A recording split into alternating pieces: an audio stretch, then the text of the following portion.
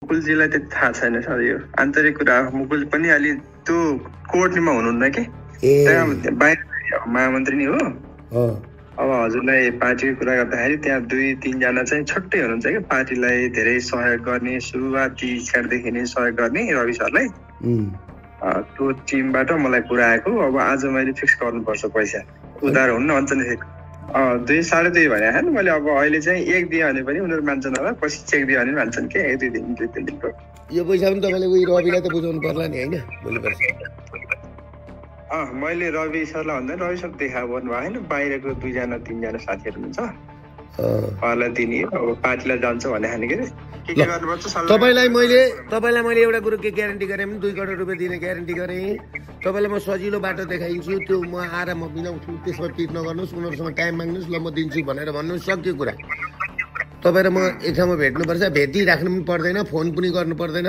तपाईँलाई म जति भिडेको छु नि यो स्वास्थ्य क्षेत्रमा गोविन्द केसी के भिडेको छ कुरो बुझ्नु भएन। तपाईँलाई म यस दिन्छु होइन, आइडिया दिन्छु, यो 2 करोडको तपाईँको ग्यारेन्टी भयो म दिन्छु, तपाईँ पिर नगर्नुहोस्, तपाईँ अघि बढ्नुहोस् है। अब तोसीमाले फेरि लडाइँ त गर्दिनन् नि, तोसीमा कार्कीले तपाईँसँग होइन गर्दैन केही समस्या छैन। त्यो टिमले गरेपछि सक्यो। हामीले सबै रवि सरलाई म्यान दिएको छौँ, उहाँलाई जसलाई राख्नु पनि राख्नुभयो त्यो। ल अब फेरि यस्तो भन्दा तोसीमाले पैसा निकाल्न पनि सक्दैन, तोसीमाले पैसाको कुरो गर्न सक्दिनँ। किन भन्नु न, गोविन्द केसीको मान्छे भनेको छ कि उसले काहीँ कुरै गर्न मिल्दैन, उसँग डराउँछन्। तिनी मन्त्री भएन भने पनि काम पनि छैन। ए नमस्ते, के छ नि हालखबर? ठिक छ सर, भने भर्खर उठेको। ए अनि त्यही त राति मैले पनि फोन अफ गरेँ, फोन अफ भनेको म पनि अब सुत्ने टाइम भएर अनि चार्जमा राखेर सुतेँ। अनि नि अब के खास चाहिँ कुरा के हो मलाई अलिकति भन्नु त डाक्टर साहब। सस्ता हामीले पाउने भयो, त्यो पार्टीलाई अलिकति सहयोग गर भनेर त्यहाँ आन्तरिक तरिकाले त्यो कोर टिम छ एकजना 2-3 जनाको, तिनीहरूले भनिरहेछन् मलाई 2 जति चाहियो, 2.5 जति चाहियो भन्दै थियो मलाई हिजो। मेरो पक्का चाहिँ पक्का भयो। त्यो आज मैले फिक्स गर्नु छ क्या सर। अब त्यही भएर अलिकति म फेरि आर्थिकमा त्यस्तो साह्रै एकदम छैन।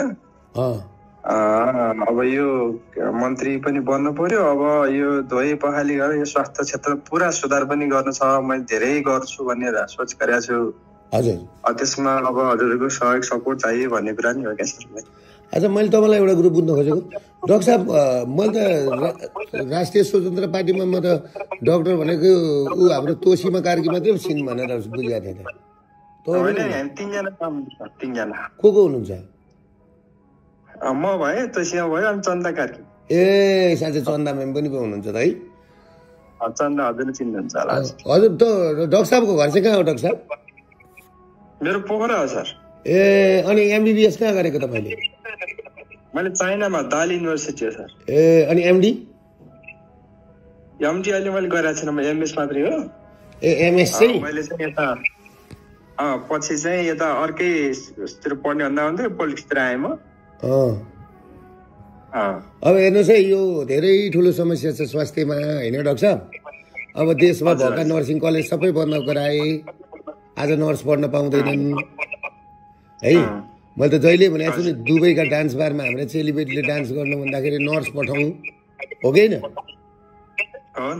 अनि मैले त डक्टर उत्पादन गरौँ, बरु 100वटा मेडिकल कलेज खोलौँ हो कि होइन भन्नु त? विदेशबाट चाहिँ इन्डियाबाट विद्यार्थी ल्याउँ, 300-400 पढाउँ, हस्पिटल फ्री गरौँ। कति राम्रो कुरा गरेको मैले। अनि त्यसले गर्दाखेरि डाक्टर साहब अब ऊ छ, डाक्टर साहबको नाम चाहिँ ढकबहादुर के हो? ढाका कुमार श्रेष्ठ। ए ढाका कुमार श्रेष्ठ। अच्छा मैले त्यो कुरो बुझेँ होइन, सल्लाह गरेर अघि बढौँला। अनि फेरि तपाईँसँग मैले एउटा कुरा भन्न खोजेको, अब अहिले हामी त वाट्सएपमा छौँ, मतलब भएन। अनि मुकुलहरूले त अनि नलिने भन्थे त फेरि स्वास्थ्य र शिक्षा? स्वास्थ्य शिक्षा मुकुलजीलाई त थाहा छैन सर, यो आन्तरिक कुरा। मुकुल पनि अलि त्यो कोर्टमा हुनुहुन्न कि बाहिर महामन्त्री नै हो।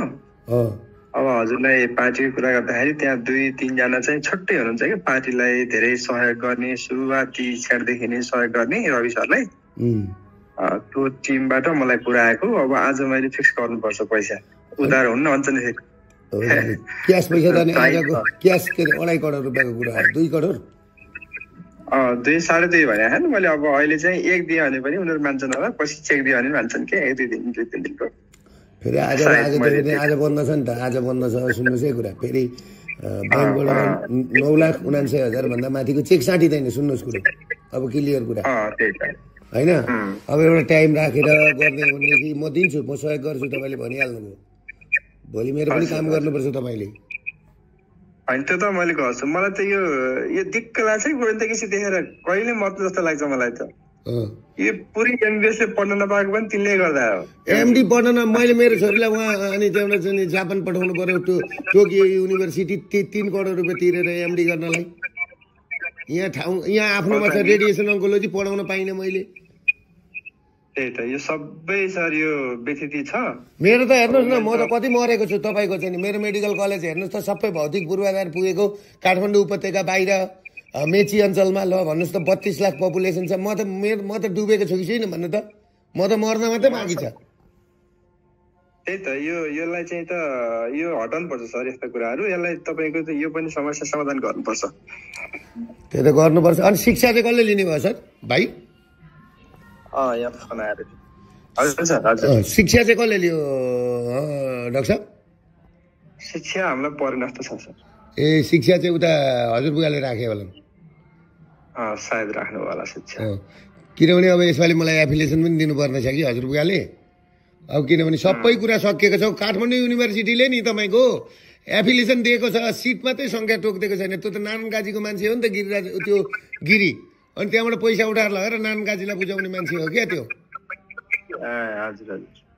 ल यसो गर्नुहोस् न त हजुर निश्चिन्त हुनुहोस् अब काम मिलेर गर्ने तपाईँ म अब त्यही तपाईँलाई मैले एकछिन म भोलि यहाँ सुन्नुहोस् भोलि केपी ओली झापा आउँदै हुनुहुन्छ 2 गते होइन अब आज त छुट्टी भइगयो म भोलि बेलुका हजुरबुवासँगै म काठमाडौँ आउँछु अनि तपाईँ र म भेटौँला तपाईँको यो उसको ग्यारेन्टी गर्नुहोस् अब तपाईँ र तपाईँलाई मैले गर्ने सहयोग गर्छु तपाईँले जुन भन्नुभयो नि 2 म आएर गरौँला तर अलिकति टाइम लाग्छ है पैसा मिलाएर निकाल्नुपर्छ त्यत्तिकै निस्किँदैन हचुवामा अहिले त ब्याङ्कले जम्मै सिस्टम खोज्छ कि त्यति सजिलो हुँदैन भुवाक बाकसमा पैसा लिएर त गाह्रो छ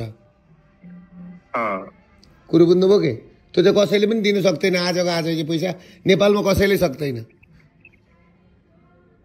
त्यही त अनि फेरि हिजो पुस मसान त हिजो ब्याङ्कको ब्याज बुझाइयो हजुरलाई नि साह्रै गाह्रो छ होला है बिचरा गाह्रो छ नि म त हिजो पुस मसान त ब्याज बुझाएँ मेरो स्वास्थ्य बिमाको पैसा 14-15 करोड रुपियाँ पैसा अझै दिएको छैन स्वास्थ्य बिमाले 2.5 वर्षदेखि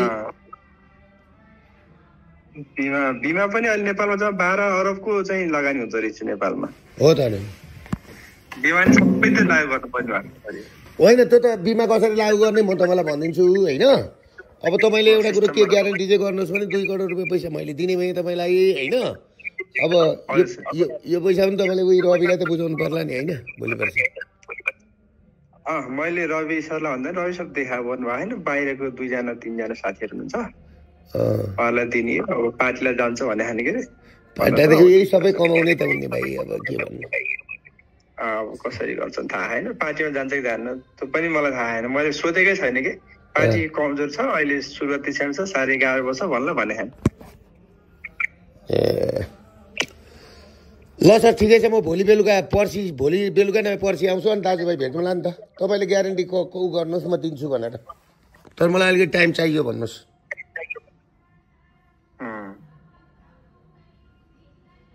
है हुन्छ म त्यही कुरा गर्छु सर ल हजुर भोलि आउनुहुन्छ बेलुका भोलि बेलुका म यहाँ हजुरबुवा आउने भएर बस्नु पर्यो कि अनि म भोलि आउँछु है डाक्टर साहब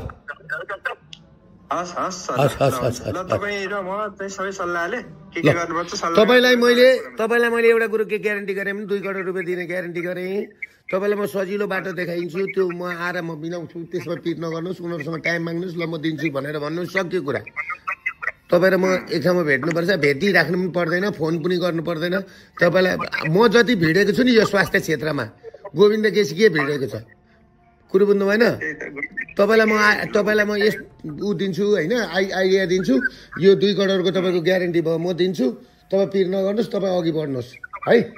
अब तोसीमाले फेरि लडाइँ त गर्दिनन् नि, तोसीमा कार्कीले तपाईँसँग? होइन, गर्दैन केही समस्या छैन। त्यो टिमले गरे पनि सक्यो। हामीले सबै रविशाला म्याच दिएको छौँ, पहिला जसलाई राख्नु भयो त्यो। ल अब फेरि यस्तो भन्छ तोसीमाले पैसा निकाल्न पनि सक्दैन, तोसीमाले पैसाको कुरो गर्न सक्दिनँ। किन भनौँ न, गोविन्द केसीको मान्छे भनेको छ कि उसले काहीँ कुरै गर्न मिल्दैन, उसँग डराउँछन्। तिनी मन्त्री भएन भने पनि काम पनि छैन, काम छैन। हस् भाइ, हस् डाक्टर साहब, हस् ल ल ल नमस्कार ल नमस्ते।